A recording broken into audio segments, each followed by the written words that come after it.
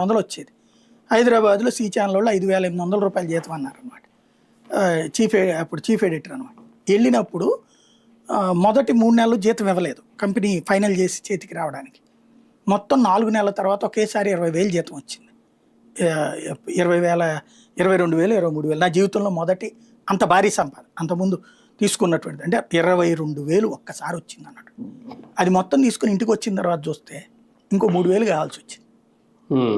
అంటే నేను అక్కడ ఉన్నాను, అక్కడ నా ఖర్చు, ఇక్కడ నా కుటుంబ ఖర్చు, 2 కుటుంబాలు ఖర్చు అయినట్టు. ఇప్పుడు వీళ్ళ జీవితం ఇంతే.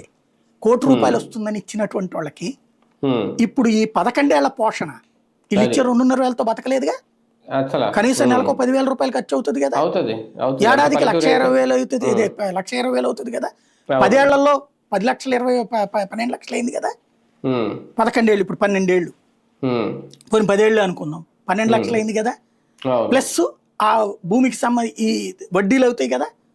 అంటే దాదాపు 15-20 లక్షలు వాళ్ళు అప్పుల పాలై ఉన్నారు, 1 ఎకరం ఉన్నటువంటి. ఇప్పుడు ఈ భూమి కనుక ₹1,00,00,000 1,50,00,000 పోతే అప్పుడు ఈ 15 లక్షల పోను అది మిగిలినట్టు. మళ్ళీ ఇన్కమ్ ట్యాక్స్ 30% కట్టాలి. దానికి ఇంతకుముందు ఎగ్జామ్షన్ ఇచ్చారు, మరి ఇప్పుడు ఎగ్జామ్షన్ ఉందో లేదో తెలియదు. ఇది ఓవరాల్ గా జరుగుతున్నది. అది సంగతి. రైట్, చూద్దాం. నిజంగా ఇలాంటివి విన్నప్పుడు ప్రభుత్వం చాలా సిగ్గుపడాల్సిన అంశం.